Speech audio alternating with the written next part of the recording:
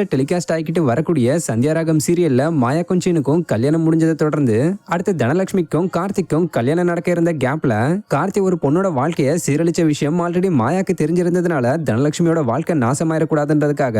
மாயா கதிர்கிட்ட தனலட்சுமியோட கழுத்துல தாலியை கட்டி அவளோட வாழ்க்கையை காப்பாத்துன்னு ரகசியமா சொன்னதை தொடர்ந்து கரெக்டா கார்த்தி தனலட்சுமியோட கழுத்துல தாலி கட்டுற நேரத்துல கதிர் குறுக்க பூந்து தாலி கட்டினதுனால பெரிய பிரச்சனையாகி இப்படி துரோகம் பண்ணிட்டேன்னு கதிரை ஒரு பக்கம் எல்லாரும் போட்டு அடிக்க, இன்னொரு பக்கம் கார்த்தியோட அப்பா அம்மா இப்படி எங்களை திரும்பவும் அசிங்கப்படுத்திட்டீங்களேன்னு பேசிக்கிட்டு இருக்கும்போது மாயா தான் இதுக்கு மூல காரணம்னு தெரிய வந்ததை தொடர்ந்து கதிர் எதனால இப்படி பண்ணன்றத சொல்ல வந்திருந்தாரு. அப்ப தன்னை பத்தின உண்மை வெளியே தெரிஞ்சிருமோன்னு பயந்து போய் கார்த்திக் கதிரை விளக்க வச்சு குத்த வரும்போது சீனோட அப்பா குறுக்க பூந்து குத்து வாங்கி கீழே விழ எல்லாரும் அவர் ஹாஸ்பிட்டல் கூட்டிட்டு போயிருந்தாங்க. இந்த நிலையில இது சம்பந்தப்பட்ட பிடிஎஸ் வீடியோவை சந்தியாராகம் சீரியல் டீம் ரீசெண்டா ஷேர் பண்ணிருக்காங்க.